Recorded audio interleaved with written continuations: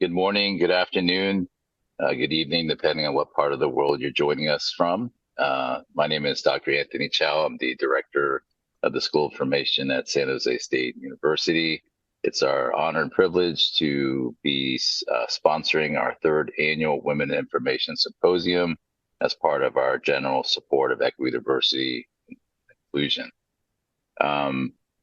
A quick note about the journey that I'm at and kind of how my mother, I guess I'm dedicating today's symposium to my mother.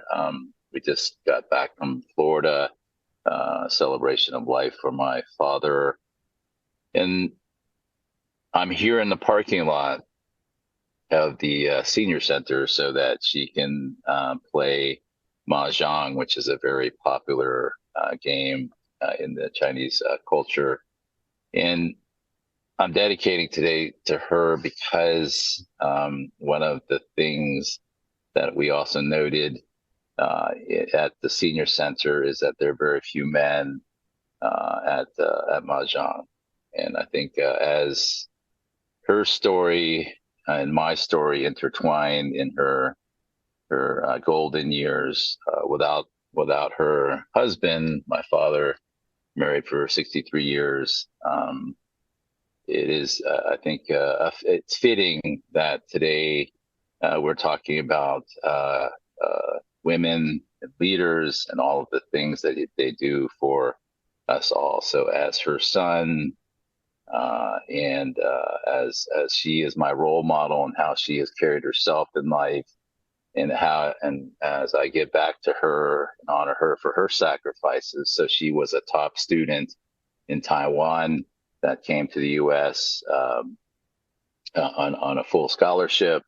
She got her master's degree, a bachelor's and master's degree, and then she had kids, and she put her career aside to raise my brother and I. And so Mom, this symposium is for you and for all the strength and support and service that you've done for so many people. So with that being said, I'm delighted to introduce the distinguished keynote and panel. We're delighted again to sponsor Women in Information and have our panelists share their wonderful stories and pathways to success.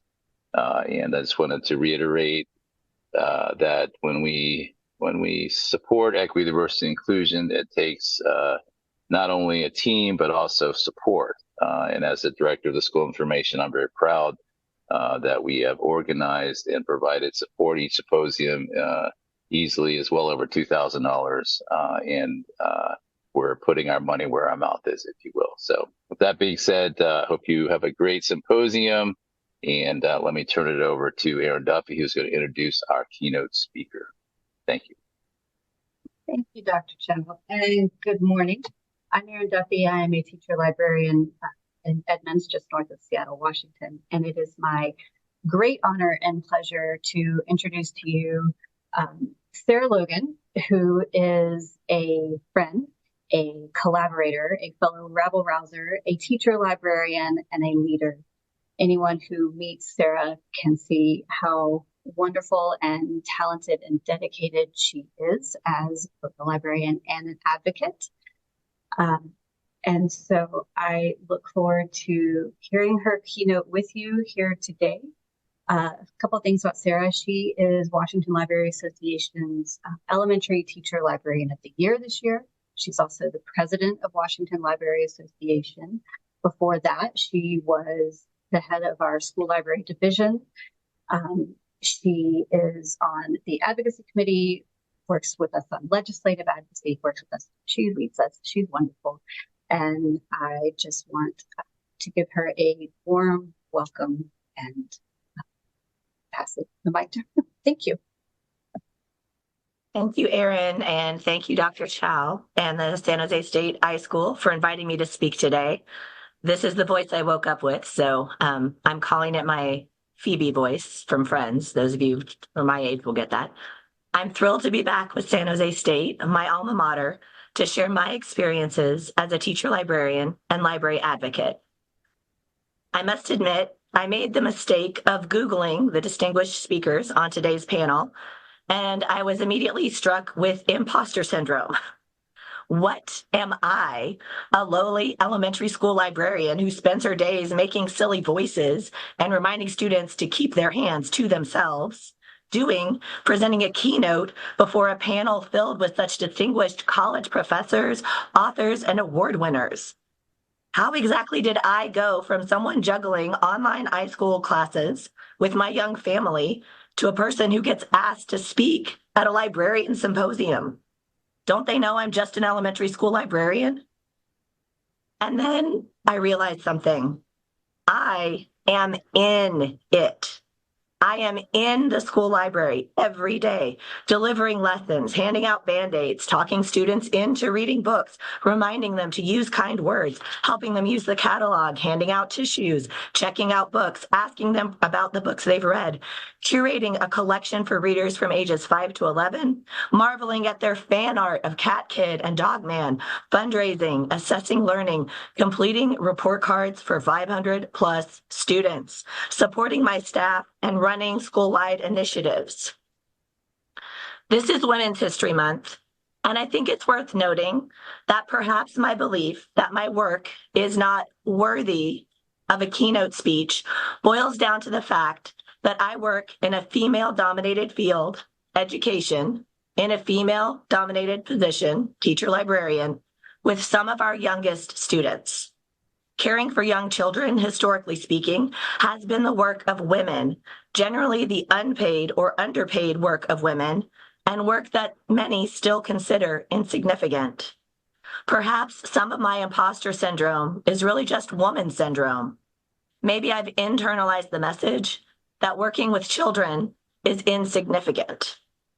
But believe me, the work that I do and that teacher librarians across our country do is incredibly significant.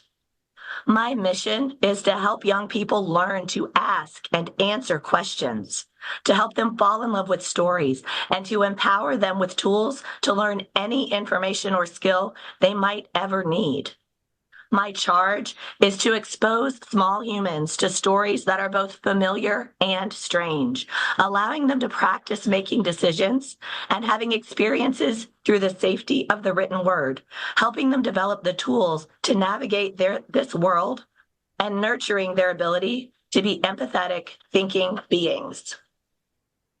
I am entrusted with the lives of over 500 individuals who are, in the eyes of their caretakers, the most important beings on the planet. My job is to help them feel seen and heard, to let them know that their interests are important and worthwhile, and to introduce them to ideas that expand their horizons and allow them to dream bigger. Like Jennifer Lagarde, also known as Library Girl, I believe that literature, especially children's literature, has the power to improve the hearts and minds of all people. Giving stories to children helps grow the adults our world needs. It provides them with a roadmap to overcome the very real challenges in their lives and helps them understand different perspectives and experiences.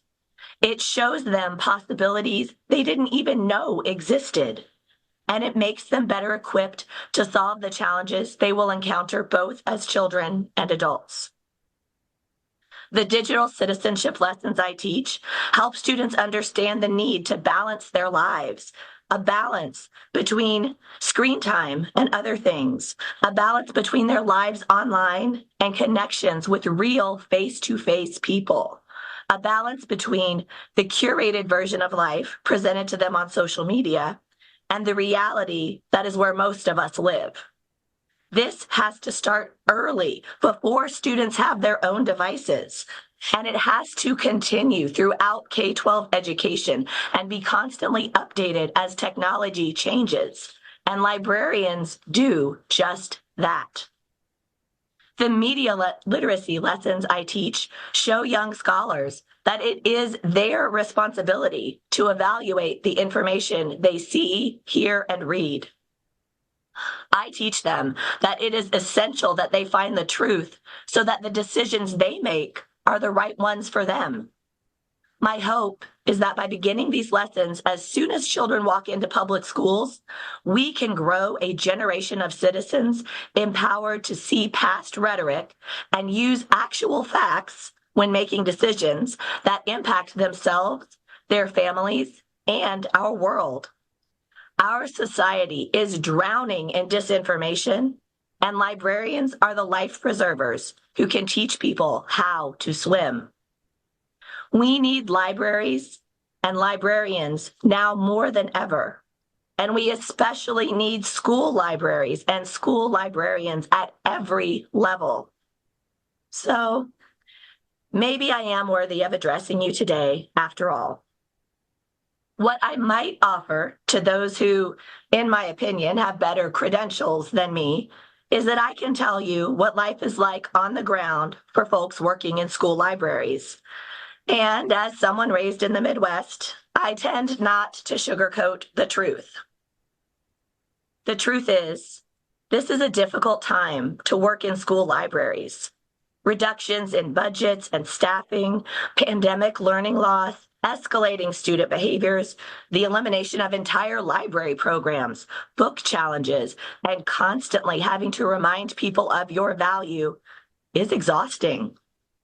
I graduated in 2012, and California has been fighting for school library equity since before I graduated, a fight that continues today.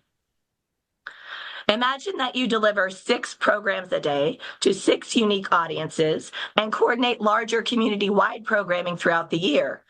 In addition, you are responsible for every other aspect of the library. That, my friends, is elementary school librarianship. And it is the best job I have ever had. The truth is, this is an amazing time to work in school libraries. Students have access to digital tools that allow them to curate and create their own content on an unparalleled scale. And they still like to read paper books. Despite technological advances, we know selecting and enjoying a book is just as important as ever, perhaps even more so. According to a University of Sussex study, just 6 minutes of silent reading can reduce stress levels by 68%. Better and faster than going for a walk, listening to music, or having a cup of tea. I have a cup of tea. As the person whose job it is to get kids to fall in love with reading, I love knowing that I am giving them a skill that can make them more content human beings. As AI tools become more prominent, school librarians will be at the forefront of creating guidelines for staff and students around the ethical use of AI and teaching about its limitations. School libraries are an ever-evolving, exciting place to work, and I get to see the impact of my work on my students' faces every day. The truth is, any public-facing, publicly funded work is difficult. And because libraries are one of the last places in our society that welcome everyone, library work is uniquely challenging. Because we welcome everyone into our spaces, the scope of patron needs is broad and changing, while our resources are limited. But hasn't that always been true? I first dipped my toes into advocacy in 2010 when I was still an high school student who lived in San Jose. The city of San Jose had built beautiful new library branches, but then, thanks to budget cuts, they were not going to be able to open them all, and they were going to reduce open days at branches that remained open. As a parent of small children and a library student, I needed access to public libraries 7 days a week. As a taxpayer, I was angry that the city would build branches designed to reach those who most need access to public libraries and then not open them. I started writing letters to the city council and mayor's office. I connected with the Friends group at my closest library branch. I created a Facebook group, it was 2010, remember, called Save San Jose Libraries to help spread the word. Here's what I learned from that about advocacy and politics from that experience. Number one, by the time you hear about proposed budget cuts, it's likely too late to do a lot about them. Number two, politicians like to threaten huge cuts and then claim they saved library funding by implementing a smaller cut, but it's still a cut. Libraries, much like schools, are used as political footballs to tug at the heartstrings of voters.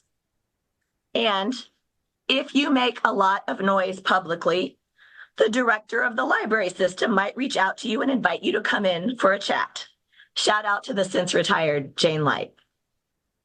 I watched hours get slashed at San Jose Public Library branches, but as the economy recovered, I also watched hours and staffing be restored.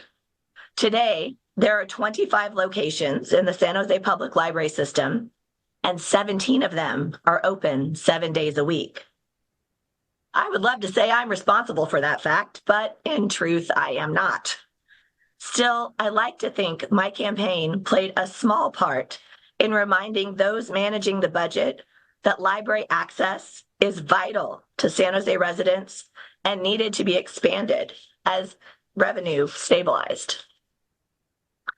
My next attempt at advocacy also started during my iSchool days when I learned that, at the time, less than 8% of California's public schools employed even a part-time qualified teacher librarian. In order to complete my school library fieldwork in the fall of 2012, I had to travel to Palo Alto to find a school with an elementary teacher librarian and to Cupertino to find a school with a full-time secondary teacher librarian on site. High wealth districts, it seemed, had funds for teacher librarians, while others did not. A common tale in America's education landscape. In other districts, a certified teacher librarian at the elementary level was nearly unheard of, and many districts stretched teacher librarians across multiple secondary sites when they existed at all. The same situation persists in California, Oregon, Washington, and many other states to this day. Every week, I went to Palo Alto and I saw the collection those students could access. I watched their highly trained teacher librarian deliver lessons and support the classroom teachers in her building. And then I drove less than 30 miles away to my children's school in South San Jose and saw their dilapidated library collection in a space run by a very kind clerk who was only on campus for 12 hours a week and was desperate for donations of book tape. The problem was overwhelming, and frankly, I did not have the time or knowledge to fix it. But the inequity in access to school libraries was glaring and has stuck with me ever since. My own children were then school-aged, and with private school out of reach and public school funding in California so lacking, I knew I could not change things in time for them. The clock was ticking. So in 2015, I chose to exercise my extreme privilege for the benefit of my children, and we relocated to Vancouver, Washington, where our children could attend their neighborhood public school and have a certificated teacher librarian, plus certificated PE, music, art, and dance teachers. As far as I was concerned, we had moved to educational nirvana. And then I dug a little deeper. At Dorothy Fox Elementary, where I currently work, I walked into a library collection with an average copyright age of 1993. This was in 2015. My site budget started at $18,000 a year in 2015. Then in 2016, it shrank to $15,000. No, not $15,000, $1,500. Oh my goodness, I would love $15,000. $1,500. I started at $1,800. I was not allowed to run fundraisers, and the PTA was in charge of the book fair and its profits. Still, I wrote grants, bought books out of my own pocket, I weeded aggressively, and I advocated for change. I was shocked to learn that having my MLIS or even a teacher librarian credential made me a rare hire, not the norm.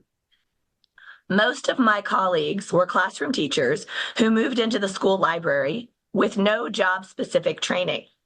Some of them took it upon themselves to learn what they needed to know to be effective teacher librarians, while others saw no need to seek additional training just to learn to check out books. I hope I don't have to tell this audience that I do much more than check out books. I write and deliver curriculum, and I am the collection development, procurement, and processing departments. I raise funds that more than double my budget, and I write grants so I can improve our resources and bring in guest authors and engaging programming. I coordinate all school programming like reading challenges and all school reads that create a culture of reading. I teach teachers and students how to use our online resources effectively and ethically. I connect teachers with resources that support their curriculum and make connections that facilitate cross-curricular assessments. I design a space that removes barriers between readers and books, where all students feel comfortable, seen, and valued. I teach 24 45-minute classes a week, and I have a small school. Some of my colleagues teach 30 classes a week. I get to know 500 plus students and create a collection that will appeal to their interests and learning needs. And yes, I read to kids and check books in and out, but that is not the whole of what I do. And students at schools that only pay someone to check books in and out are not getting the same educational experience as those with qualified teacher librarians. With all that said, the books on my shelves do matter. Eventually, my administrator understood that having me in the library would only go so far to improve the reading culture on my campus. I needed a better collection. Without additional funds for my budget, she allowed me to take over the book fair and to run additional fundraisers. Let's pause there for just a second. Public and academic and special librarians, I don't know how much you know about how your school library colleagues and how our jobs work. I am paid for 187 days of work. Students are on campus for 180 days a school year. My contract includes 2 evening event requirements, back to school night, and an additional family event in the spring. Any work I do beyond my contract time, which is from 7:10 a.m. to 2:40 p.m., is a donation of my time. So when my principal allowed me to run fundraisers and book fairs, and I am genuinely grateful she did, what she really allowed me to do was donate my time to raising funds for the library collection. This is also true when I attend conferences outside my contract days, or when I create programming materials at home, or when I work on buy lists from my couch while dinner cooks, or do report cards on the weekends. It is not possible to do this job at the level I expect from myself within my contract hours, especially because I teach on a fixed schedule, meaning I have classes coming in at set times most of the day, pretty much every day. Right now, on the other side of this window, my principal is teaching my kindergarten class. Managing a quality school library program required more time and energy than I could fit into my contract day. I was busy making progress in my own library, and it was working. My collection was improving, circulation was up, and I was getting to the point that I didn't have to constantly generate new curriculum. I could feel the culture of reading on my campus growing. And then, April 13th, 2020. To say we were unprepared to shift to remote learning is a gross understatement. Particularly at the elementary level, technology demands on teachers had been minimal. We're talking take attendance and answer email. Now we were asking them to teach entirely online with very little time for training.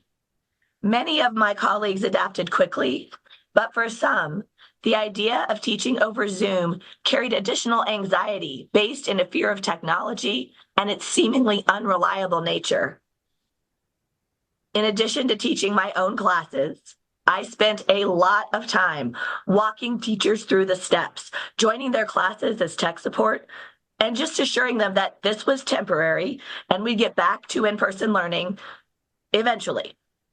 I also spent a lot of time walking parents through the ins and outs of facilitating online learning for their students, troubleshooting Chromebooks, and finding resources to support their students from home.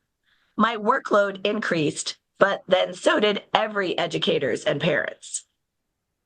Thanks to my pandemic haze and perhaps a slight bit of deception on the part of my colleague Hillary Marshall, I became the Washington Library Association's School Library Division Chair. I honestly am not sure why I thought that was a good time to take on something new, but I said yes, and I have never regretted becoming more involved in WLA. In that capacity, I was introduced to the enormity of the deficit of school libraries in Washington. I knew that many districts, my own included, allowed a person holding any teaching credential to work in the school library. What I did not realize is that there were many districts in Washington that did not employ even one teacher librarian. What I did not realize is that Washington law requires school boards to implement school library programs with site-based teacher librarians as the board deems necessary. In other words, you have to do this thing unless you don't want to. The SLIDE data, or School Librarians in Decline or Evolution study conducted by Deborah Katchel, Keith Curry Lance, and others, and funded by a grant from the IMLS, collected data about school library staffing from across the U.S. Thanks to the SLIDE study, I learned that no one in Washington was maintaining accurate records about who staffed our school libraries. Researchers had to contact each district individually or use websites to gather data. Outside the I-5 corridor, the line between Vancouver, where I live, which is kind of Portland, up to Seattle, our school library staffing is bleak. Even within this region along the I-5 corridor, staffing is decreasing, not increasing. For example, most elementary schools in the Seattle Public School District share librarians across multiple buildings, especially those in lower income neighborhoods. School administrators often do not see or understand the value of qualified teacher librarians. We have a branding problem. Without a mandate for teacher librarians, we will always be subject to budget cuts. You can't have a classroom of second graders with no teacher, but you can technically have an unstaffed library. Even if administrators see the value of teacher librarians, if our positions are not mandated and funded, they can't keep us if they don't have enough funding for classroom teachers. I also became more familiar with how schools are funded in Washington. Our legislature created a prototypical funding model that outlines everything they think schools need to meet the basic education needs of our students, which is mandated in Washington's Constitution. Teacher librarians and school library materials are named in this prototypical funding model. The model is used to determine how much state funding is sent to each school district. We also have something called local control, which is a political philosophy that means each individual school board gets to decide how to spend the money legislators in Olympia send them each year. This means the presence of teacher librarians and library materials in the prototypical funding model does not mean school library districts have to spend that money on teacher librarians or library materials. And most do not, because, and I know this is shocking, what legislators in Olympia believe it should cost to run a school does not align with what it actually costs to run a school. In the 2022-23 school year, my WLA colleagues and I decided we were tired of being told by politicians that teacher librarians were funded, only to hear district administrators say that we were not. We found legislative sponsors for a bill requiring all districts to ensure all students had access to qualified teacher librarians. The bill passed in the House, but died in committee in the Senate after months of successful committee hearings in both chambers. After that experience, morale was pretty low, and we decided to work toward a smaller, more achievable goal this year: having a staff member at the Office of the Superintendent for Public Instruction focused on supporting and collecting data on school libraries. This relatively small ask, approximately $300,000 out of the entire state budget, was not granted. And despite being told by educational leaders in the state that the position would be requested again during the most recent budget hearings, it was not.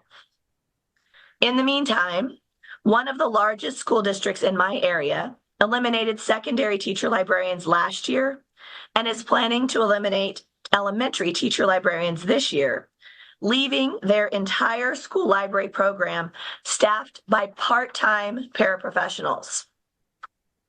The district my own children attend is cutting their secondary library staffing to half-time in an effort to reduce spending.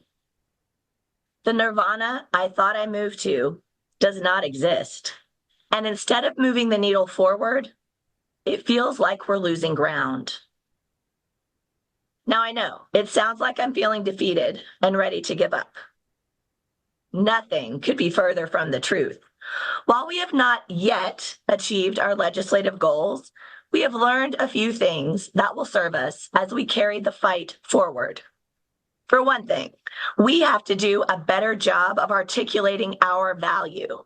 Administrators, classroom teachers, our public, academic, and special library colleagues, parents, grandparents, and community members,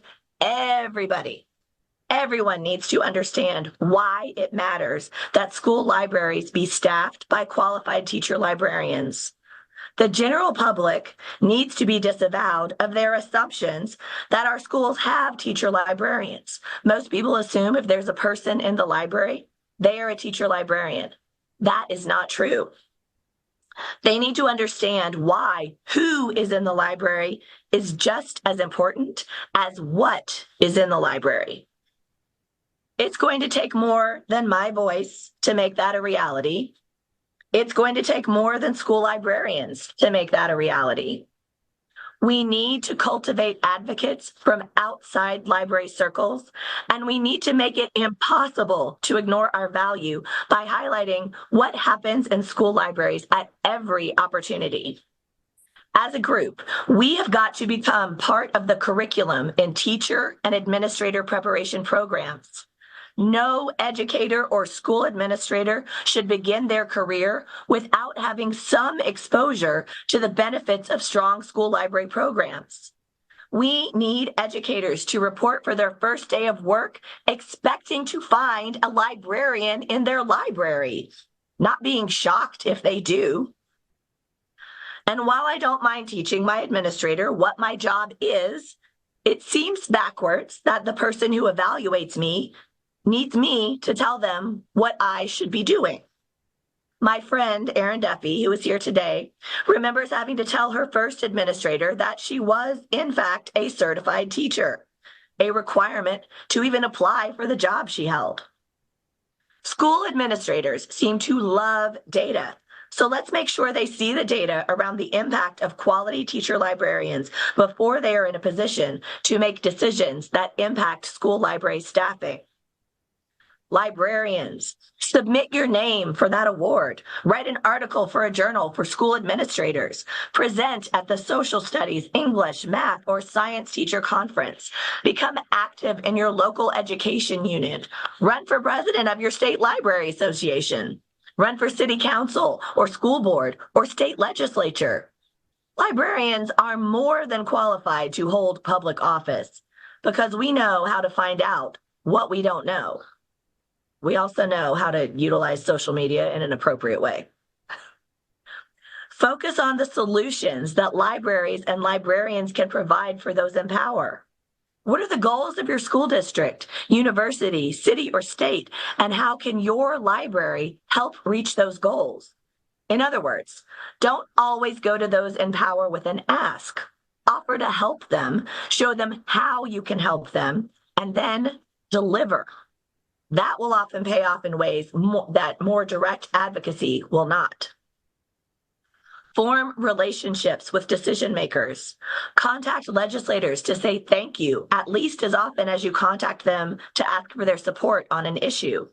Show up to local town halls or events, even if you didn't vote for the person. Let them start recognizing you as an engaged citizen who cares about many issues, not just libraries. Remind them that you are also their constituent and they work for you. Create opportunities for mutually beneficial publicity. Invite local leaders to your library space and create photo ops that can be shared on social media. Every opportunity to highlight the work you do is also an opportunity for elected officials and administrators to do positive PR work. When those in power think of libraries and library workers, we want them to have a positive reaction. We also need to implement more aggressive advocacy strategies to combat the budget cuts, book challenges, and deprofessionalization of teacher librarians. We must start calling out the inequity behind school library staffing. Nationwide data demonstrates over and over that the students least likely to have access to qualified teacher librarians are those from historically marginalized populations and those experiencing poverty. At the same time that Soo-Young Lee and colleagues published findings that access to quality school library collections nearly cancels out the impact of poverty on reading test scores, schools whose student populations experience poverty most are the least likely to have access to quality school library programs. In other words, we know that school libraries matter the most to students experiencing poverty, but those students are the least likely to have access to them. Identify the elimination of school library programs as what it truly is, a form of book banning. When a library doesn't have a qualified teacher librarian curating the collection is less likely to have quality content with diverse representation. Without a librarian, who will defend the books when they are challenged? And trust me, this deficit is no coincidence in today's climate. Eliminating teacher librarians essentially guarantees that there will not be equitable representation on the shelves. School librarians need our library colleagues to explicitly name this issue. Every conversation about book challenges that you take part in must also include a conversation about the systemic dismantling of school library programs, because eliminating teacher librarians is an effective form of book banning. Challenge the misconceptions around reading and the need for libraries. When asked about the lack of teacher librarians in their district, a school board member in Washington recently said that her kids don't read anyway. As someone who works with over 500 K-5 students daily, I am here to tell you that is not true. My students read voraciously. I am currently wrapping up a reading challenge at my school. Our goal as a school community was to collectively finish 8,000 books. When I looked yesterday, they were at 12,300, with a few days left to go. This year on my campus, 81 fourth and fifth graders voluntarily participated in an after-school Battle of the Books program. This is a competition that involves reading chapter books and answering questions about them. And more than a third of my eligible students chose to participate. Without a teacher librarian, students lose access to such programs. When schools have library collections with high interest, engaging, and age-relevant materials, when students have the support of a librarian trained in Reader's Advisory, and when school administrators view the job of teacher librarian as both instructor and program administrator, the end result is students who read wider and deeper, thereby developing empathy and understanding, keys for a successful society. What's more, teacher librarians provide important instruction in digital citizenship, media literacy, information literacy, and instructional technology for both students and for staff. We are trained to teach this content to the same degree as a math teacher is trained to teach the Pythagorean theorem, and an ELA teacher is trained to teach grammar. We are the experts, but we are constantly, consistently left out of the conversations on this important aspect of modern education. Librarians, I implore you to push your way onto curriculum and standards committees. Take every opportunity to remind those adopting state standards that they should already have a teacher trained to teach this content. Trust me, your English teachers do not want to add our content to their already overflowing plates.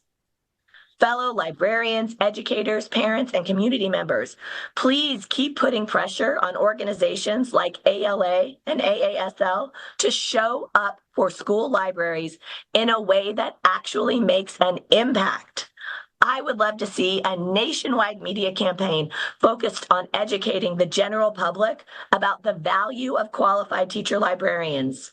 Nationwide, parents need to understand that they cannot assume their child has access to a teacher librarian, and if they don't have access, it matters. Our advocacy must go beyond warm and fuzzy missives about books and reading and get into the real data we have around the impact of teacher librarians on student achievement. We need a well-designed, widespread media campaign that will stick with people the way "This Is Your Brain on Drugs" is burned into the minds of anyone who grew up in the 80s and 90s. No one state can accomplish this alone, and teacher librarians cannot either. But when we join forces and funds, perhaps we could create library advocates from the broader community. I encourage you to keep educating those who work in different environments about the challenges in your field. For school librarians, our main challenge right now is existing. But I know my public library colleagues also have very real concerns about safety, funding, and intellectual freedom. As an individual, my focus is on advocating for school libraries. But as WLA president, my job is to advocate for all libraries and library workers. My colleagues in public, academic, and special libraries, I know you also face challenges. We are stronger when we work together to meet those challenges.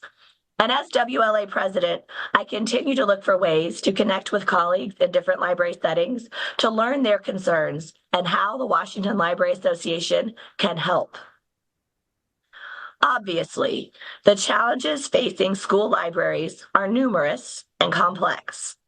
Public school funding is an enormous challenge, and since every state funds schools differently, this is a fight we will need to win multiple times in multiple ways.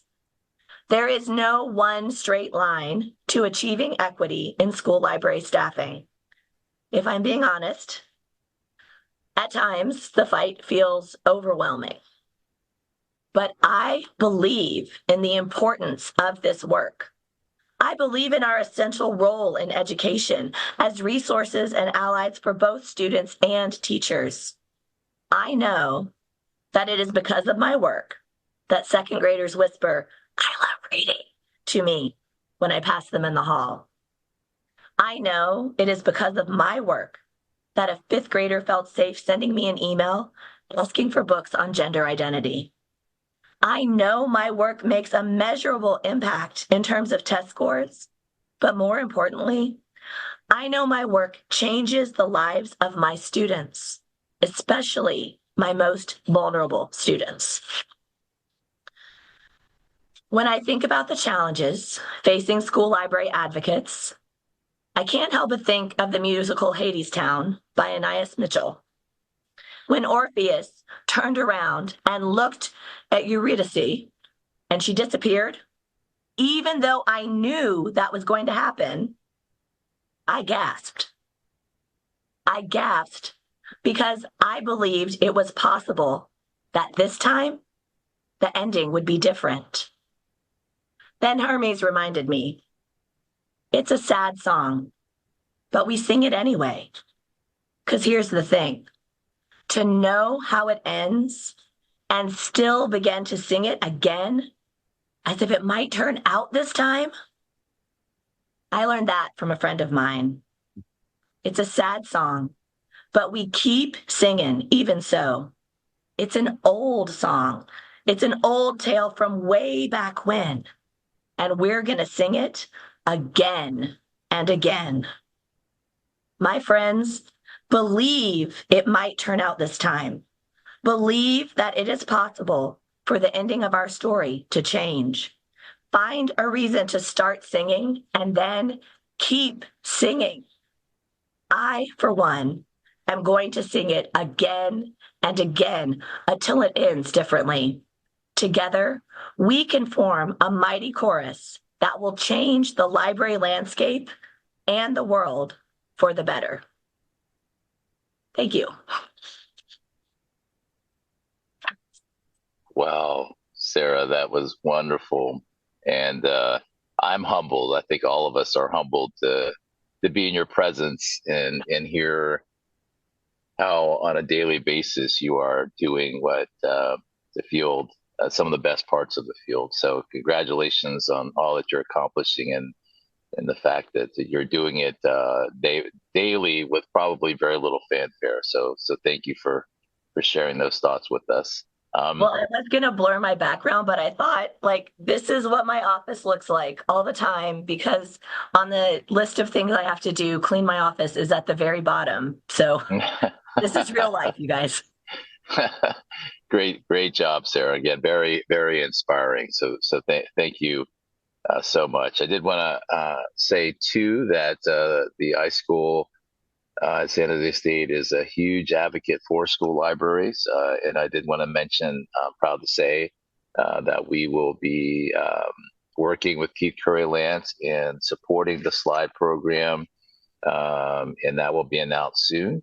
So the SLIDE funding for MLS is running out, and the iSchool has put forth funding to continue that work. So yay, school libraries. We 100% agree with everything you said, Sarah, and you keep fighting the good fight.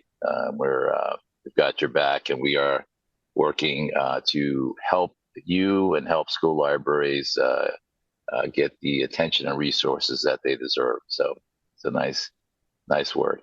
All right, I'm going to turn it over to Aaron, who is going to help us moderate the next part of our symposium, which is a panel.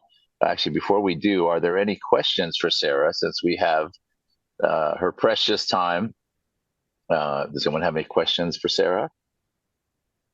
And feel free to drop them in the chat as well. All right, with that being said, Aaron, I'm going to turn it over to you. Thank you so much. Thank you, Dr. Chow, and thank you, Sarah. And now you all know what I know, that we in Washington are so very fortunate to have Sarah with her passion and leadership and advocacy. With that being said, as Dr. Chow mentioned, we're going to move into a panel discussion. And you'll see across the bottom of the Zoom that there is a Q&A button. You can drop questions in there. I would encourage you to do so. You can also drop questions in the chat, and I will try to keep an eye on that as well. We would love to hear from you and want to know what you want to learn from us. Speaking of us, I would like to introduce our panel to you. Again, I'm Erin Duffy. I'm a teacher librarian here in Washington. Sarah is still with us, a teacher librarian here in Washington. We also have Renate Chancellor, Marika Seafor, Sanda Edelis, and Dr. Rebecca Stallworth, all illustrious women in library science. As we wait for our participants to hopefully drop some questions in the Q&A for us, I have a question to start us off for our panel. How were you empowered by joining the library science field?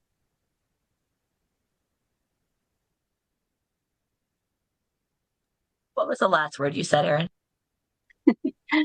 How are you empowered by joining the library science field? What is your story of empowerment with this this field, this career, this job?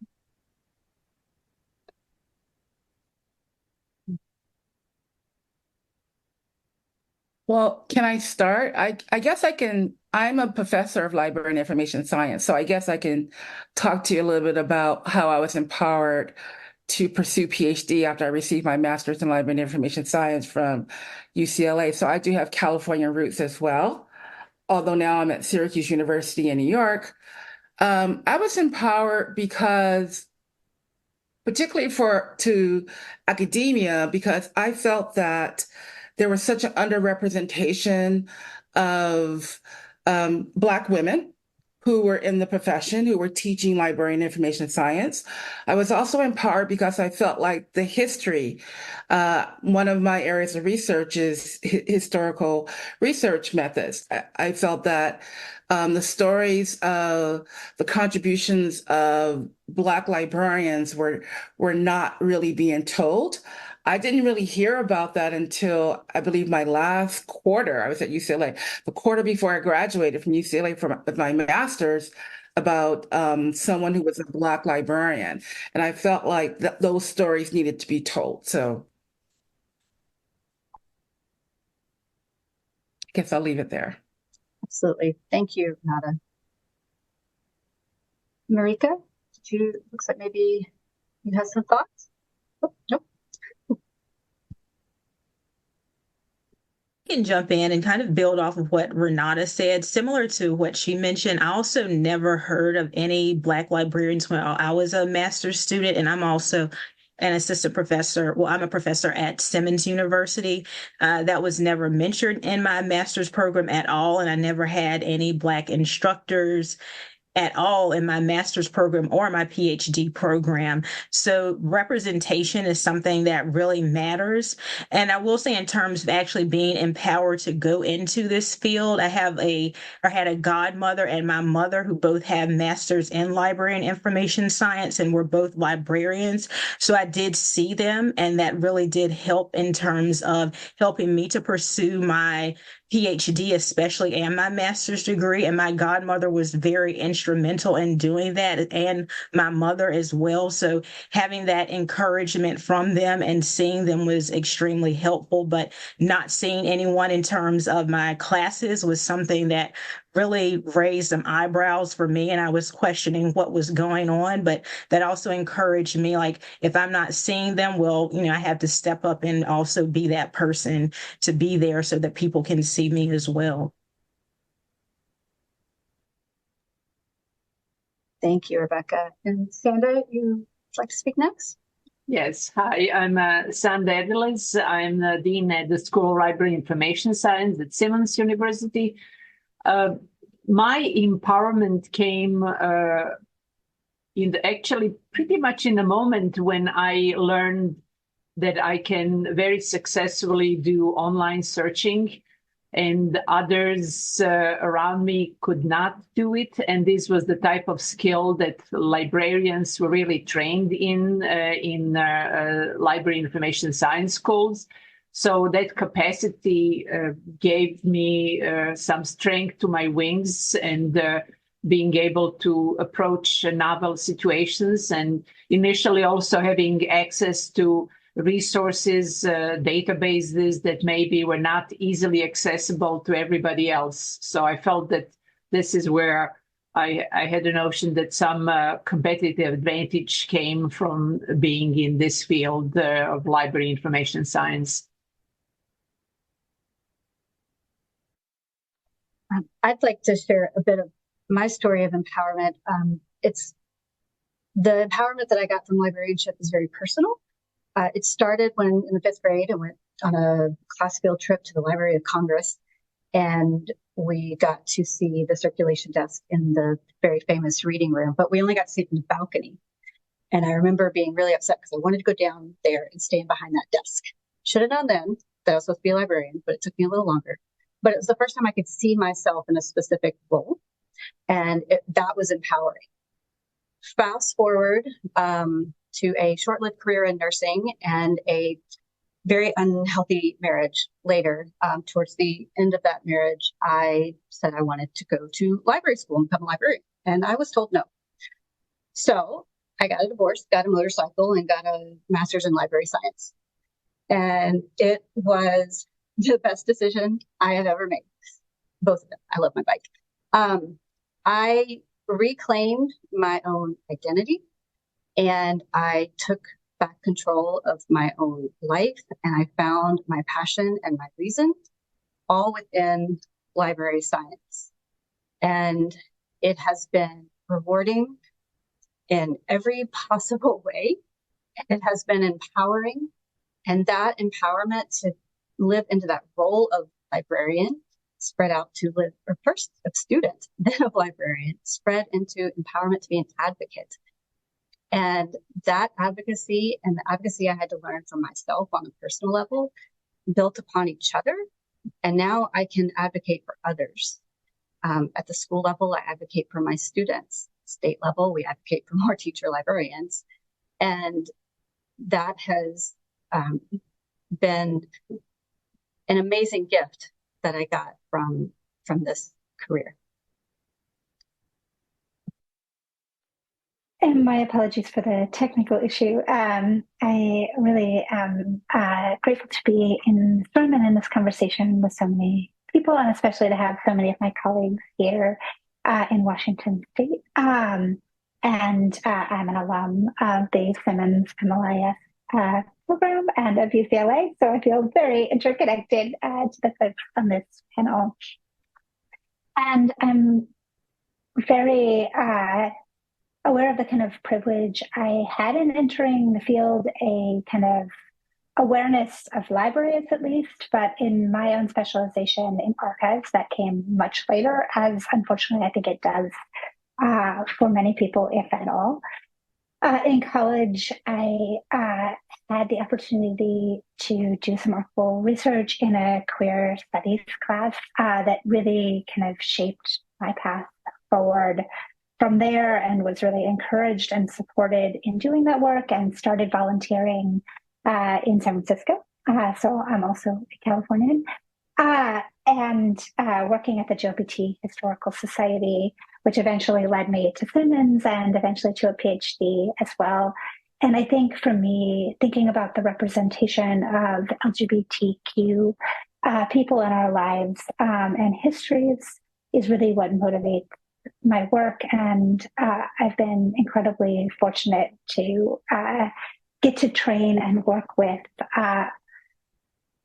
emerging library and archives professionals, and I hope to empower them to bring their identities and experiences into the field, and to help us transform the field into a place where that is more diverse, and that is where we can do work that better represents the kind of diversities of the communities that we serve.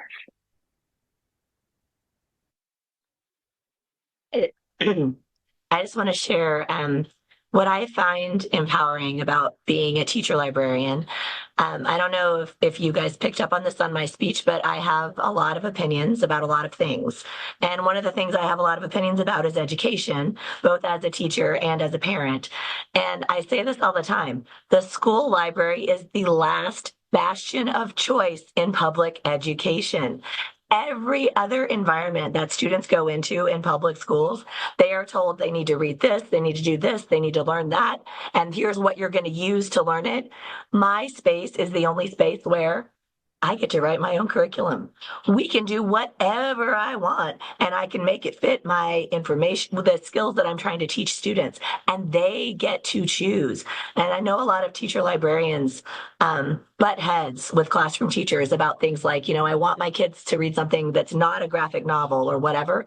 I've been very lucky that I've, for the most part, won over my staff, because I've convinced them that, look, I don't judge you for what you read on vacation. You don't get to tell these kids what they read when they're at home. Just be happy they're reading, and they're reading what they like. And we want them to learn that reading is fun. It's not just an assignment. And to me, that's one of the best things about being a teacher librarian. It comes with so much freedom and flexibility, and you can look around and see what kids need and do that instead of doing what some adult-driven curriculum demands that you do. Sarah, while we have you, you have a question in the Q&A. An anonymous attendee says, I was really struck by what you said in your keynote about being given the opportunity to work for free. I think a lot of us, and by us, I mean women in this profession, are expected to donate our time, our emotional energy, and our work to our jobs for free. How can we combat this? What can we do to push back on it? How can we be compensated fairly for our work and skills? So I want to hear Sarah first, and I imagine there's some other women on this panel that can speak to it as well. Listen, y'all, I am part of the problem. I'm part of the problem because I have very high expectations and I know what this job can do and I believe it's important. And so I create this problem for myself. My principal is not saying, we need you to run an after-school program where students read chapter books and compete against each other. That was me. Like, I am the problem here. And I don't know if this is generational. I feel like my millennial colleagues, and as I get older, maybe Gen Z, I don't know where they are in the career path yet, are better at setting boundaries. I am improving, but I'm still not great at acknowledging the limitations of time. And if I knew how to do this, I would be doing it.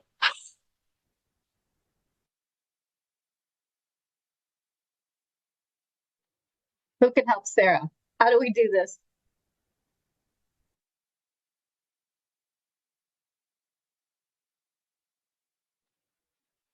I'll say, in addition to boundaries, I also think it's important to learn to say no, which I know is something that as women we're pushed kind of not to say in many instances, but being really free and knowing that it's okay to say no to some things and knowing what you can realistically do and how much you can realistically handle. And I actually just read a book about boundaries last year, so that's something that I'm also working on as well. But when you set those boundaries, really sticking to them and not letting anyone go over the boundaries that you've set. So that's something that's extremely important and something that I've been working towards, and really knowing that if I say no to something, I mean no, that's it. I'm not going to go back and change my mind, because that's something else that happens. There can be some negotiation with people saying, well, do you really mean no? And it's like, yes, I really mean no. And sticking to your answer. So that, I think that's really important in terms of being able to really have those boundaries and sticking to them and really standing up for what you know is right, but also knowing that as women, we are also pushed to do a bit more than our male counterparts are. I guess I should say I'm good at saying no to other people. I'm not good at saying no to myself, but I'm getting better. Like, I'll just be like, we should have a podcast of students, and I'll just decide to make. Nobody told me I had to do that. I just thought it was a good idea and would be fun. Like, I am my own worst enemy. I think as women, we also need to, often we're like, okay, we can do multiple things at one time. So we love that challenge.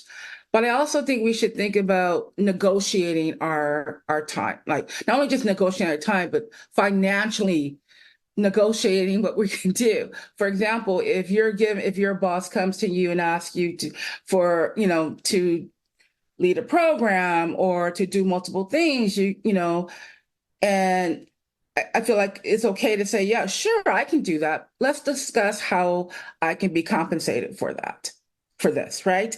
Or also, oh, okay, if I do this, then I won't have time to do this. We just need to be more advocates for ourselves when someone does come and ask us for additional responsibility. Look, I'm talking to myself as well because I often do that. But I think that's a good thing to just. I'm slowly learning to advocate more for more compensation for the things that I do, as well as just juggling tasks as well. I think, and I know there are a number of faculty on this panel and students in the room. I also think, as faculty and people with relative positions of power and security in this environment, it's our job as well to kind of work towards this on a more systematic level as well, thinking about what we can fund and make sustainable, right? I think this is probably a bigger conversation, but we're very reliant, I think, on grant funding to do kind of innovative things. But it might at least provide us a starting point for that. I'm thinking at the moment about, for instance, the Mellon Foundation at UCLA supports a program for students to do paid internships in community archives, and it pays those students and it pays the community archives to host them. And so, we're currently, some other archival studies faculty and I are in the midst of applying for a grant that would extend that work to other regions as well. But I think grants are obviously not the complete answer to that puzzle, but I do think that advocacy needs to come from those of us in faculty positions and other positions of privilege and power to kind of make systemic changes and to work towards thinking about how we can make those sustainable as well.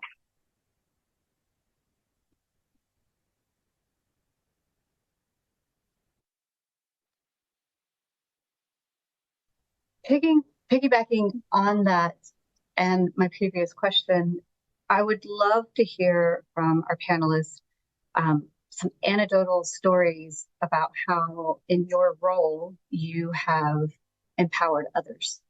Because I know as librarians, as teachers, as faculty members, and as women, we empower others with what we do. And I would love to hear how each of you have done that.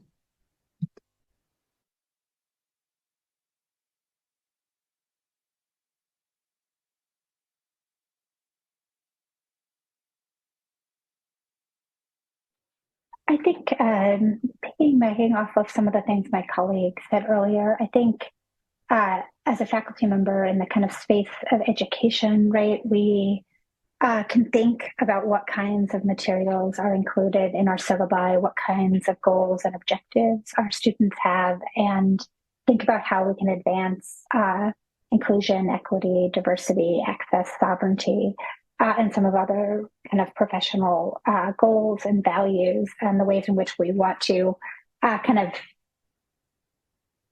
work towards the kind of field we want to be in and see. And I think representation in our syllabi of different kinds of information resources, of different kinds of authors and materials doing the kind of work of citational justice is one step towards that. And I think, as always, right, we need to be working from multiple avenues, but I hope that my students get to see material that reflects their identities, their communities, their backgrounds, their interests in my courses, and that also pushes them and challenges them and introduces them to perspectives and experiences that aren't theirs. But I do think seeing yourself represented in multiple ways is really a fundamentally important part of that work. Thank you. And Sandra?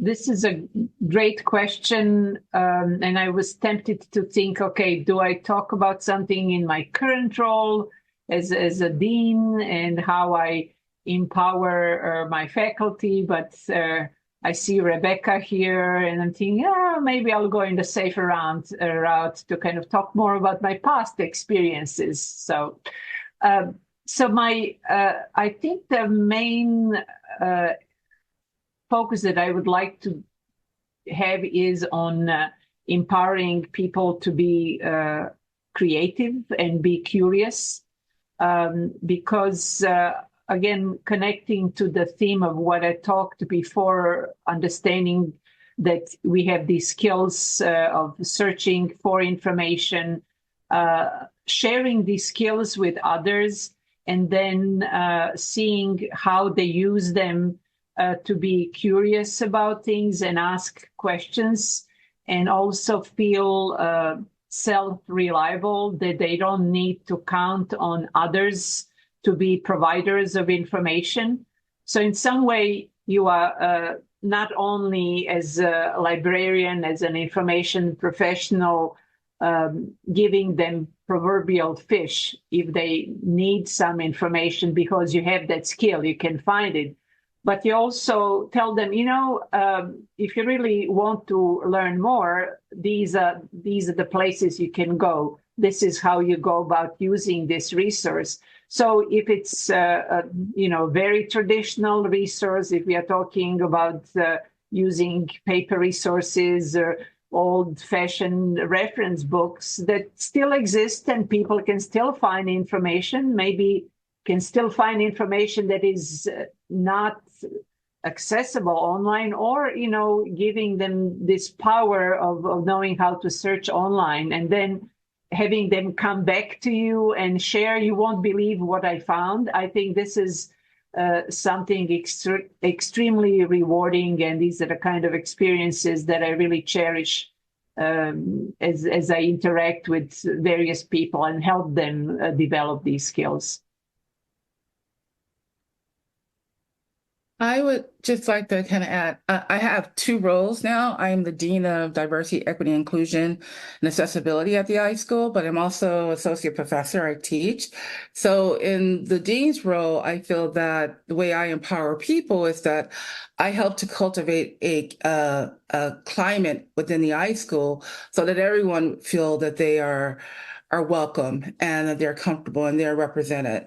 And I also have an opportunity to work with other leaders within the iSchool as well for us to have a shared vision for the school and to put in like protocols and set forth initiatives so that students, faculty, and staff who feel that they may not feel if they feel like there is some issue of inequity or some issue of discrimination, that it can be dealt with quickly, and connecting them to other resources that we may have at the university. And also, I just have an open door. They can come to me and share with me a lot of their experiences or how they're feeling. And a lot of times, believe it or not, when students have complaints in the classroom about some issue of inequity, they just really want to talk it out. And so a lot of times, so I actually am that sounding board for them. If it's something more egregious, obviously it's going to get escalated. But for the most part, I try to instill that or have cultivate that environment within the school. In terms of teaching, I also like I mentioned before, I really didn't hear about contributions of librarians of color until I almost received my master's degree in library science.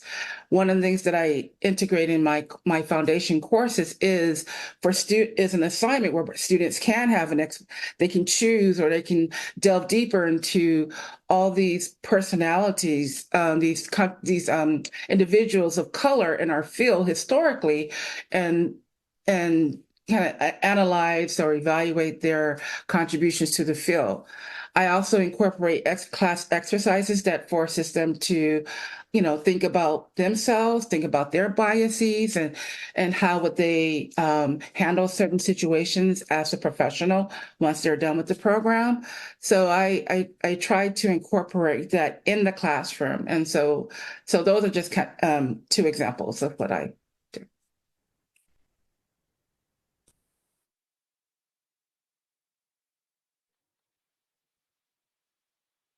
Go ahead.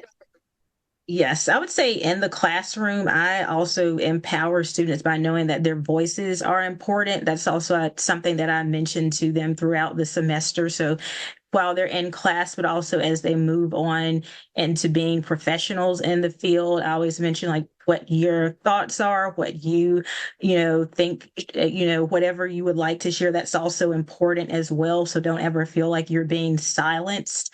And also I encourage them to think about who's sitting at the table and who's not at the table, what voices are being heard and what voices are not there. So really thinking about that in terms of empowering them to really think about those other perspectives as well, and why those other perspectives are important and valuable along with theirs.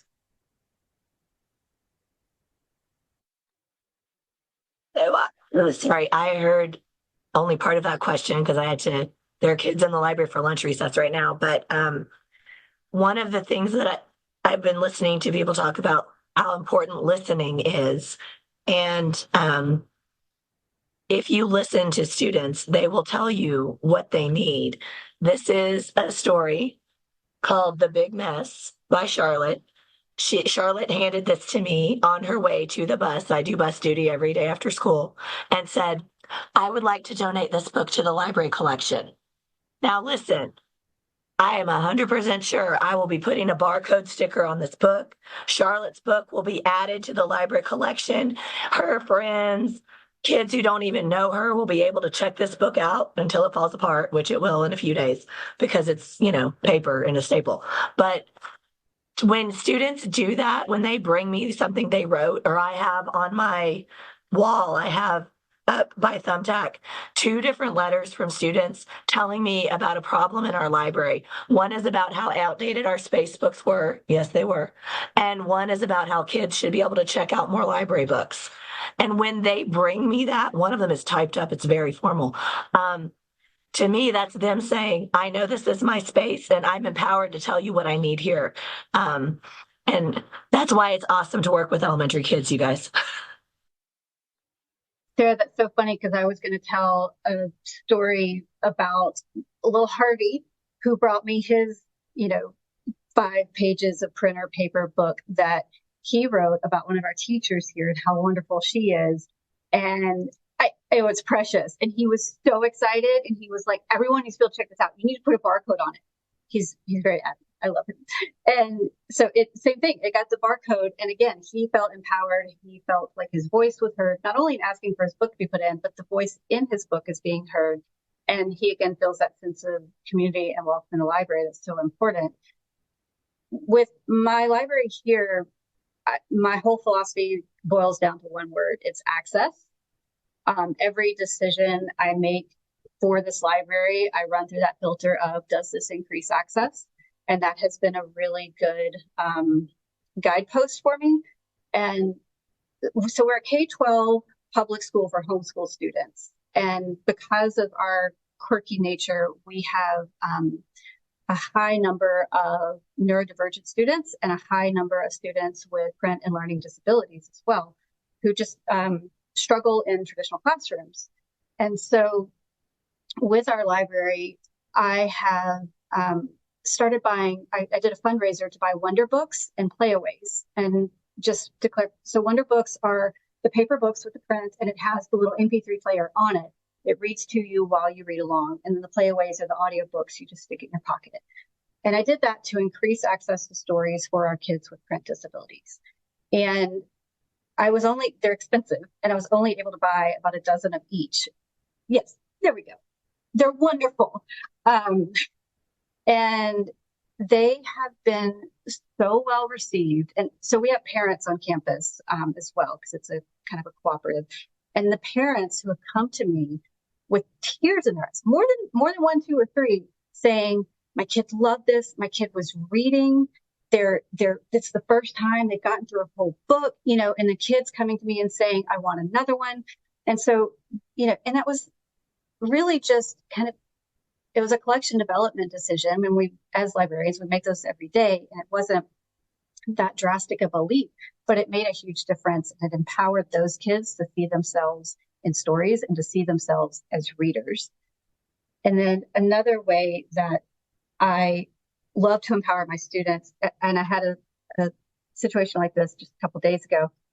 My favorite thing to hear from a student is, well, I don't like to read. And when they tell that to me, I say, oh, that's my favorite thing to hear. And they think I'm being sarcastic, but I'm really not. It is my favorite thing to hear because I love a challenge. And because I love finding those kids who don't see themselves as readers, who don't think they can find themselves in the stories, that book that changes their minds.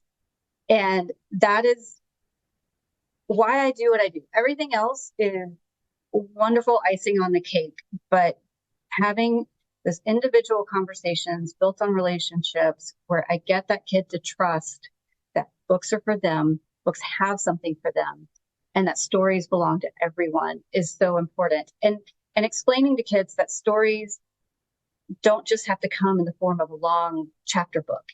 Graphic novels are stories. Even your TV shows are stories. Audiobooks are definitely stories. And helping them understand that is really, it empowers me to feel like I'm empowering others. And I really enjoy that. And so when they come back and tell me that they like the book that I got them, that is very satisfying. I had a student who is a very talented musician and writes his own hip hop, but told me he doesn't like books. He doesn't read.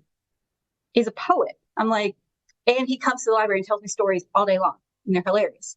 And so I just yesterday got Kwame Alexander's Swing for him. And it is a story that I think this kid can relate to from his own life, but it's also a novel in verse. So it's written as poetry. Before he left that circulation desk, that kiddo had finished the first chapter and was telling me how he was looking at the lines and writing his own ending to each line because they didn't rhyme. And it annoyed him they didn't rhyme. And then he asked me to get him Tupac Shakur's book so he could read that. So we did an ILL request from another school. So now this kid who doesn't read has 2 books from the library. And that's what I love about this job. Yes, and I see that there is a question. Thank you for allowing me to ramble just a moment. Tori asked, how do y'all advocate for your own well-being in the profession?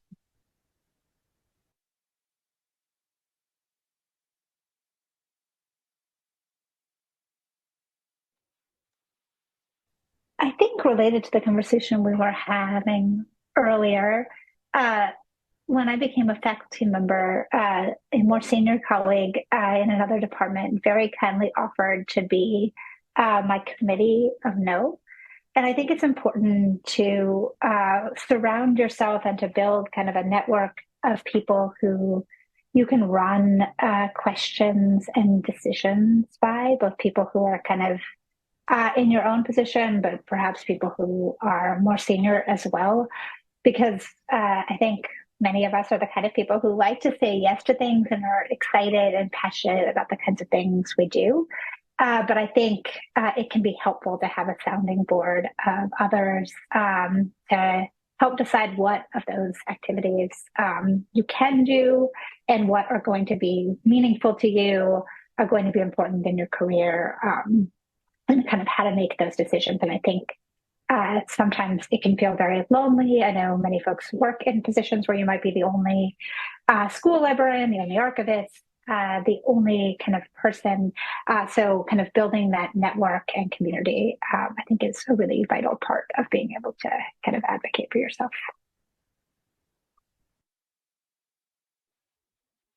Thank you. Sarah? I want to echo what Marika said for 2 reasons. One, before I agreed to be WLA president, which represented a big commitment of time and energy and stepping outside the world of just school libraries, I talked to my principal here on site because I have a lot of regard for her. And she said, if this is work that you will find enriching, that you will enjoy, that will help fill your soul, then say yes. But if it is work that will seem like work, maybe this is not the time. And I really took her advice to heart and thought about it before I agreed to do this job. The other thing I appreciate is that within my network of teacher librarians throughout the state of Washington and other library professionals within the state of Washington, there are people who say out loud consistently, we are all volunteers. Remember that we are all volunteers. And we have other demands on our lives. And so we're kind of constantly reminding each other, giving each other permission to say, I can't do this right now. And when you have the network of people, then when you can't do it right now, hopefully somebody else can. And there's sort of a back and forth. The idea that you can do anything by yourself is just laughable to me. And one of the best things that my involvement in my state organization has given me is a network of people who will pick up things that I think are important, but I need to put down for the moment. Thank you. And then Rebecca. Yes. So I think one of the ways in which I really advocate for my well-being in the profession is actually knowing when to step away from things, step away from work, and take time for myself, because I also mentioned that to my students as well. Self-care is important. And if you're not taking care of yourself, then you can't continue on. And realistically, as human beings, as women, there's a lot that we try to do. I know Renata mentioned that before with trying to do multiple things at once, but there's only so much we can realistically do within a day. And so we have to, I think it's important to take that time away and say, well, I've done as much as I can today. I'm going to step away, take a break, and then come back tomorrow, because trying to push on and continue on, and I know this from experience, it's just at some point you hit that wall and it's like, I can't do anymore. And then it turns into burnout, which, also leads to many other things. So I think knowing when to take a break and really, advocating by, talking about the importance of self-care and actually taking care of ourselves.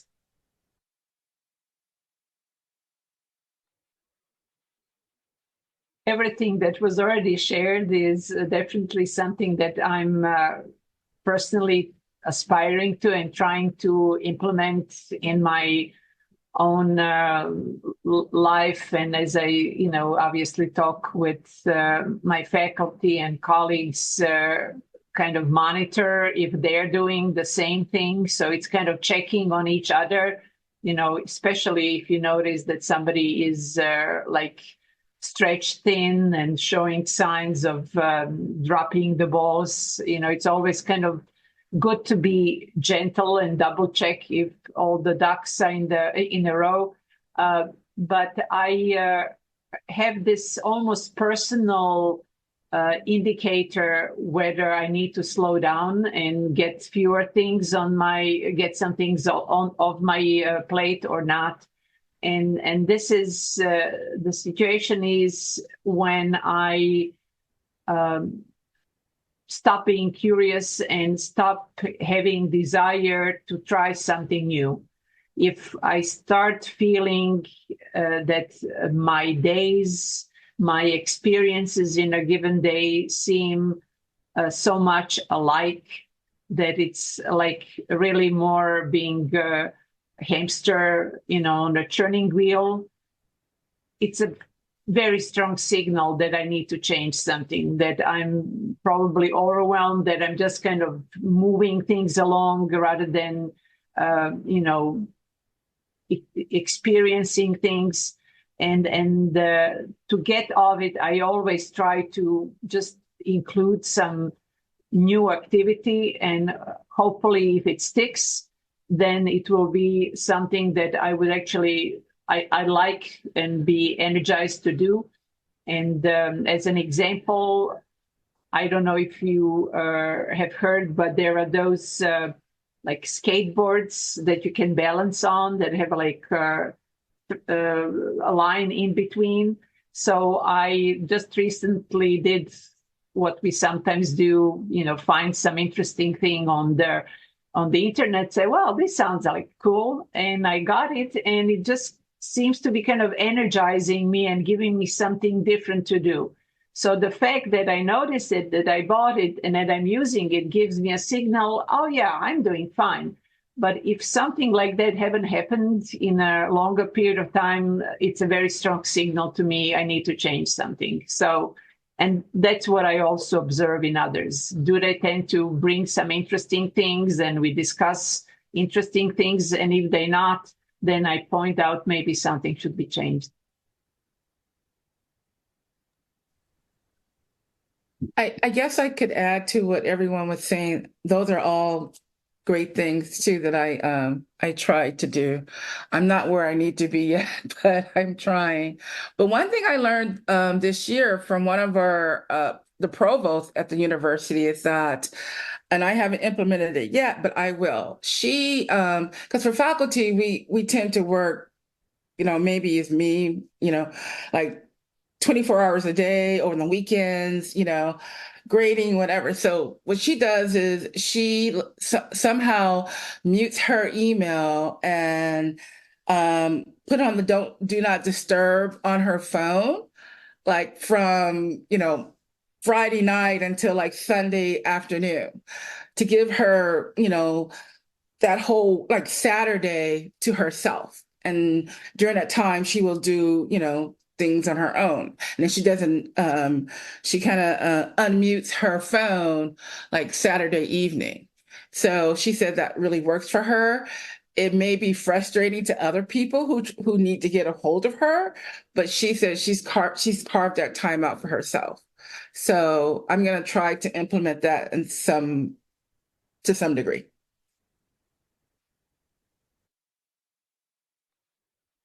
I love that. I want to add, so as I round the corner on middle age, I have found that self-care is not always glamorous, right? And self-care is not always pedicures and bubble baths. Sometimes self-care is an AM, PM pill box for the week with your fistful of vitamins every morning. And sometimes self-care is finally scheduling that checkup to make sure that you are doing well. In the same way that as mothers, we're going to make sure our kids have all of their checkups and their dental appointments and everything they need to be well. We can sometimes forget about that for ourselves as we get busy with all of the things that we want to accomplish. And taking a step back and doing that unglamorous self-care has been kind of my work over the past several months. And it has made it more possible for me to give even more and to give more effectively. And so by taking care of myself, I'm able to take care of others better.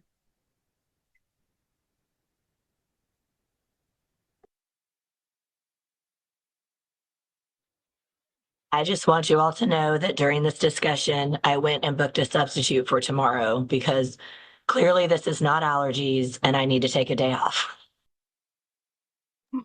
And sometimes self-care is taking that day off. We have a few questions that I would like to share with the panel. The first one, and these come from Dr. Chow. Dr. Chow, thank you for these wonderful questions. For all the female MLIS students out there who are watching right now and who will watch the recording, panelists, will you please share some of your best tips for being successful in this field?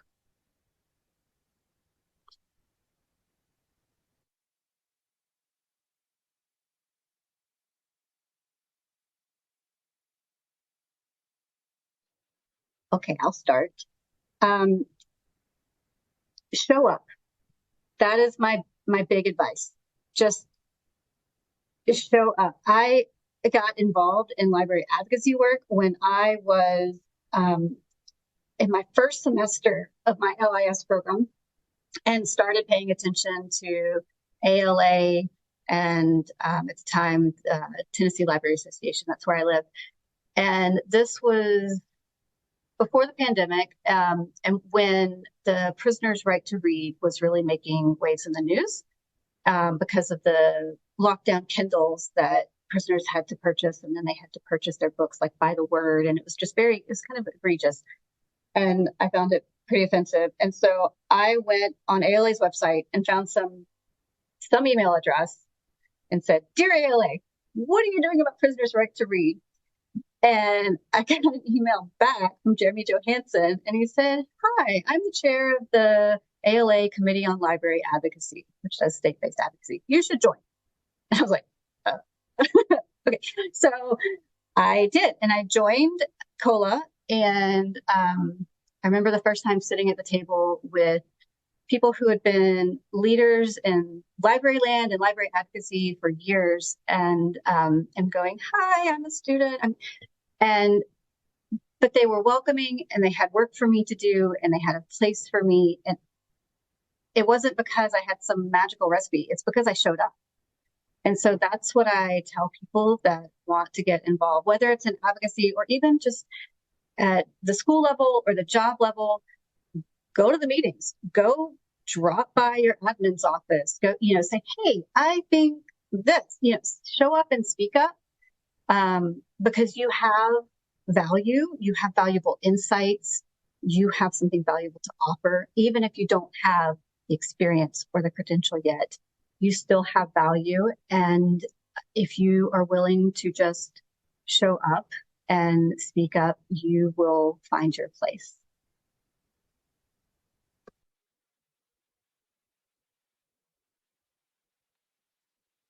I 100% agree with Erin. And when I realized that what I had actually agreed to do was be the chair of an entire division of the Washington Library Association, I had a moment of panic because I thought I was just going to like head a committee. And then I realized it was the whole division. And I felt like I am not qualified to do that. What Erin said is 100% true. If you're willing to show up, you are qualified. I am the WLA president, not because I am the smartest librarian in all of Washington, but because I was willing to do it. Listen, we do not have hotly contested elections in the Washington Library Association. We're out there like, will somebody please run for this position? If you are willing to do the work, show up, and it won't pay you back in money, but it will pay you back in connections and experience and ideas, and it will make you a better librarian.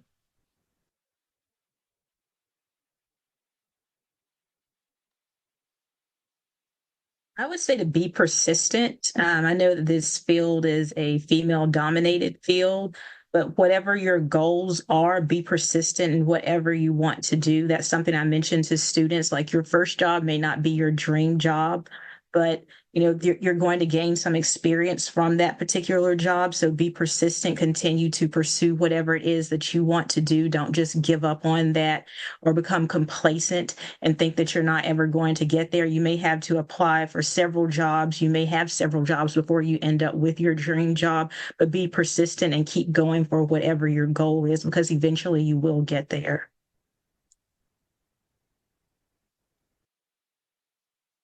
My recommendation would be to keep learning. Don't sit and think once you finish school, this is all done. I can just now enjoy my life without really getting into new things. You really need to constantly keep one eye open on what's going on, because that will make you relevant, that will make you involved, that will allow others to see that you're on the top of things, rather than celebrating achievements that you already had. Obviously, you should celebrate what you have, but learning new things is definitely important. And I think coming back to the kind of point about mentorship, right? I think I see being successful in this field as both receiving mentorship and offering it. And so I think success is also, right, bringing up other people alongside you. And so also thinking about, even if you're early in your career, you're still a student, right? What kinds of resources and knowledge you have, and placing value in those, and again, offering those resources and those connections to folks who are coming up with you or behind you. Right. And don't be afraid, and just go out there, and don't let these doubts get in your head or get imposter syndrome. Just go out there, just know that, you are good enough, and you can make a difference, and you can get whatever you want. You just have to just go out there and not let anything get in your way.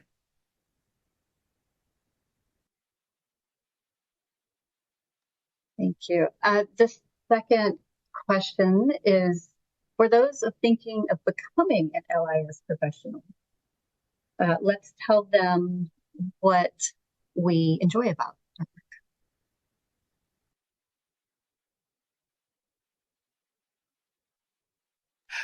I'll go. I'm just joking.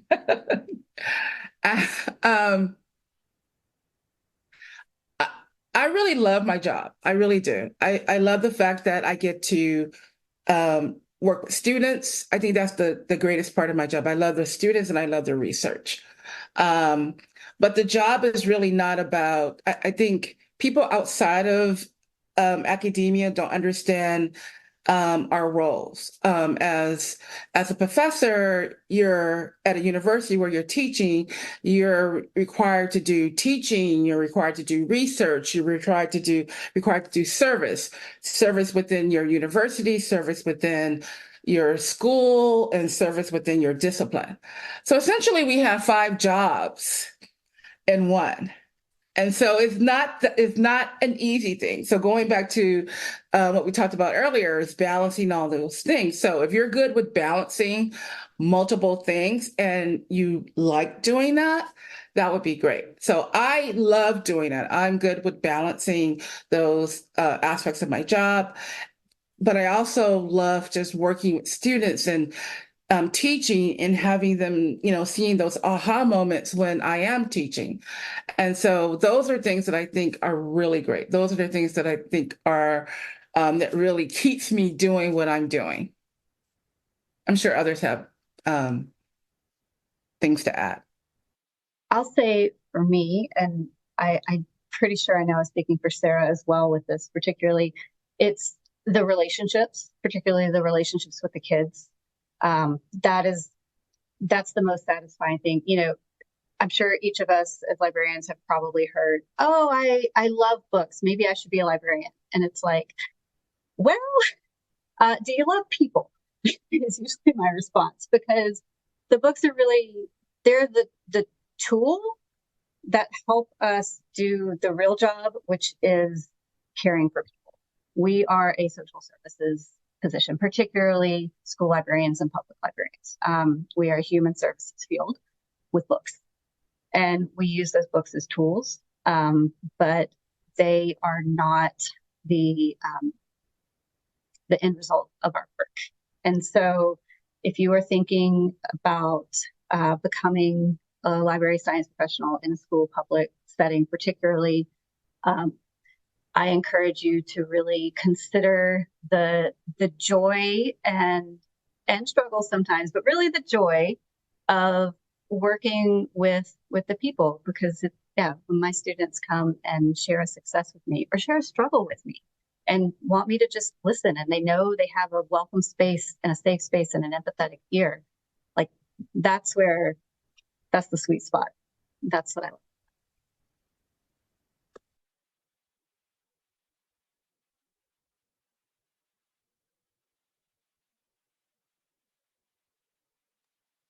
Any other thoughts on what we love about being LIS professionals? Well, I taught English before I was a librarian, and never in my years of teaching English at the end of a lesson did students yell again. So, I mean, that's not a bad perk. I think it's something I love about being a faculty member in a field that has a kind of arm in practice is really that I think my position affords me the kind of privilege to think about things on a kind of larger level than some of my colleagues in practice, and to look at things across institutions and states and nations. But also, I think I really love having colleagues who are in practice and doing the kind of work on the ground every day, and training students who are going to be and are doing that kind of work is really, I think, a privilege of working in this field. And I think I always hope that even my students who are going to be practicing LIS professionals will consider kind of contributing to scholarship in our field, whether through writing, reviewing, participating in things like FAA has a podcast series, right? Really kind of advancing knowledge and practice and the way in which they connect in our field. And I always hope that students kind of leave my courses feeling empowered to be contributors to our field, because I do think, as many of my colleagues on the panel have said previously, right, this is a very, in my experience, a very welcoming community, and we want indeed their voices in the room too. And I'll say also the opportunities to collaborate as well. This is a very collaborative field. So being able to work with people, not only at my own institution, but other institutions too, and learn from them. I think that's something I enjoy, going to conferences and learning what people are doing, learning about the new trends out there, because that's important for me, not only as a researcher, but also as a teacher, someone who's teaching classes like academic libraries, to know what's going on in libraries, or reference what's going on with reference services too. So continuing to learn about that and staying up on what those trends are, but also having those opportunities to work with various people.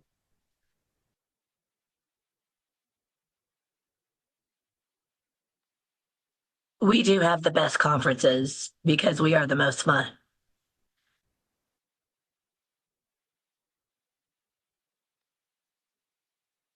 I also love going to conferences. I always tell my certified teachers here, my workmates, that I'm going to be with my people because it's similar personalities, and we get passionate about the same things. And I always come away from the conferences, whether it's large or small, with something that is enjoyable. I want to round this out as we finish with a final question. And this again is from Dr. Chow. How can libraries and LIS programs, and I'm going to add, and library associations, organizations, how can those three programs best support women in information?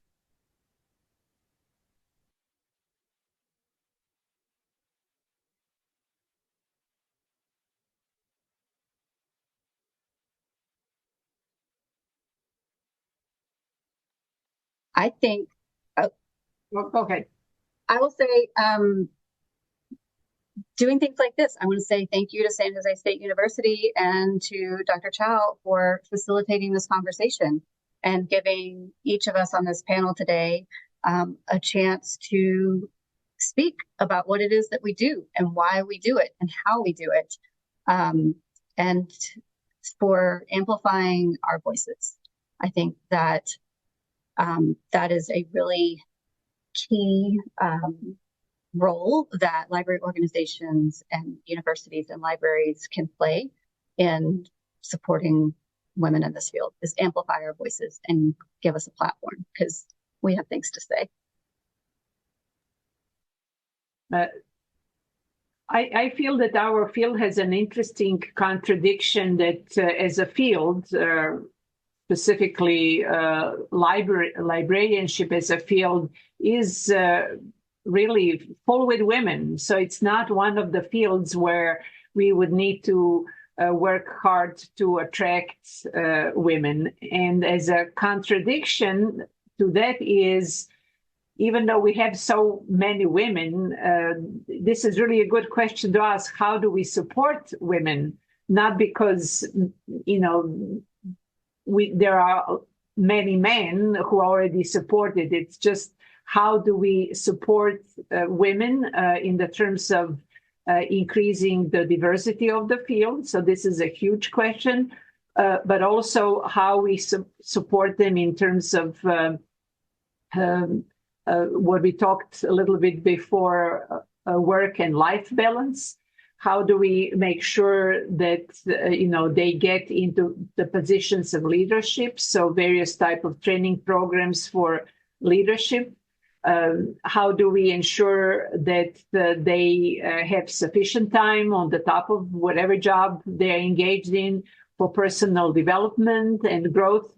And how do we really establish this work and life balance? So pretty much all the topics that we discussed during the panel are the areas that we need to develop strategies that are different, because this is the field of women compared to other fields that maybe these days are more engaged in trying to get women in, but they pretty much have strategies, either historical, that supports men really well in doing whatever they might be doing. Yeah, and as was said, although we are predominantly, this profession is predominantly women, there are fewer women leaders in leadership in making those decisions. And also, I think in terms of putting at the forefront of their strategic plan, to make sure that they do have that diversity at the top, not only just women in general, but the whole intersectional aspect of it too. Women of color, or disabled women.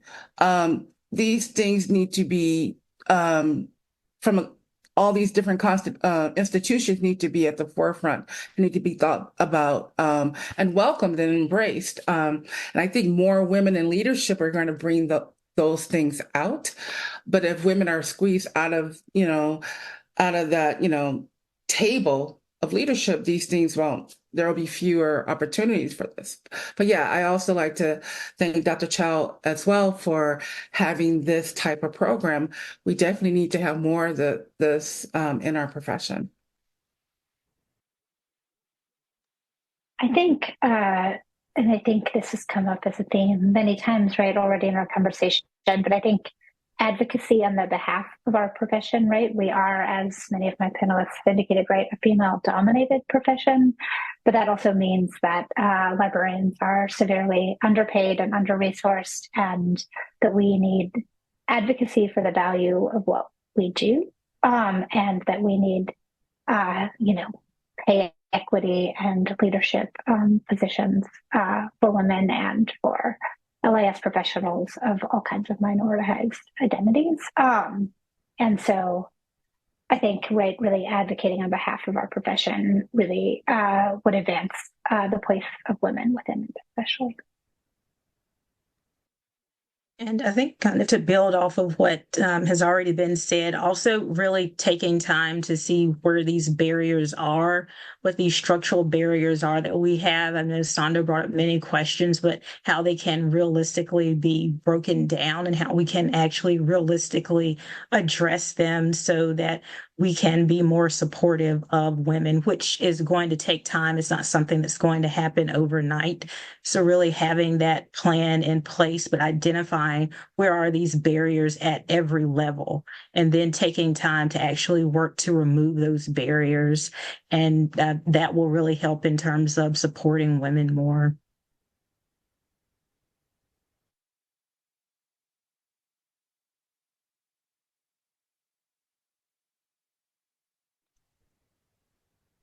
Thank you all for your thoughtful answers and your wisdom and your time today.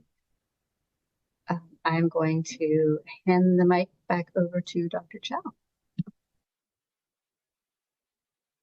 Thank you, Erin. Thank you, everyone, for, again, a wonderful symposium.